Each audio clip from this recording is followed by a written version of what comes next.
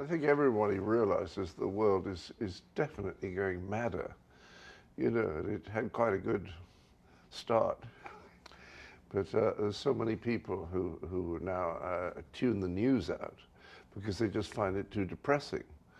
And that's not just a realistic view of the world, you know, that's very much to do with the way that news is reported. You know, so there's so much wrong with the way that we run things at the moment that it's hard to know where to begin, but it's nice to make some kind of beginning. One of the things I do, Kenny, is that I do seminars on creativity. And I've realized that an awful lot of people are very frightened of confusion. And that when you don't know what the next step is, you are going to be confused because you haven't been there before. You know, when we feel something's familiar to us, it's because we've been there. And we have this sense that we understand it. Oh, we know where we are. So whenever you move into something new, you're going to feel confused. It's not going to feel familiar. And that's okay. That's the stage you have to go through before something else can begin to emerge. And it won't emerge like that as some neatly written out thought. It'll emerge as a whole lot of images, and then slowly we'll begin to make sense of it.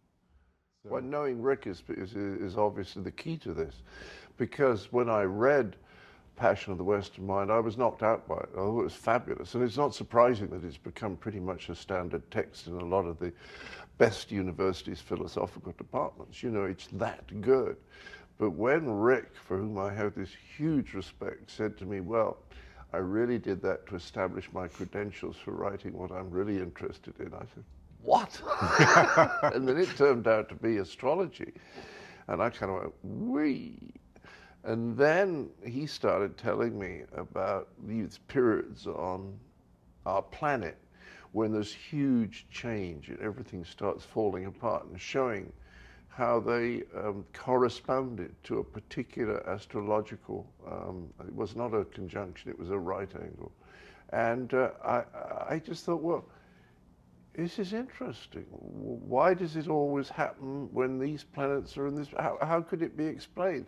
But of course, it doesn't mean, because we can't explain it, it doesn't mean it isn't true.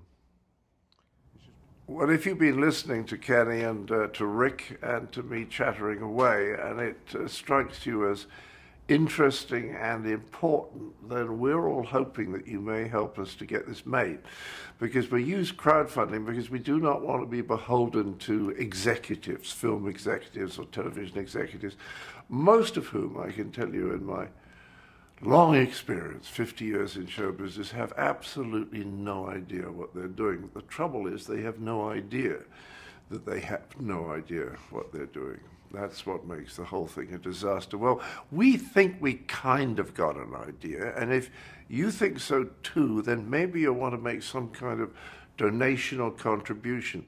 We can't make it without you, and I would really love to do this because I think it's interesting and important. So I'm very much hoping that you will consider making a contribution.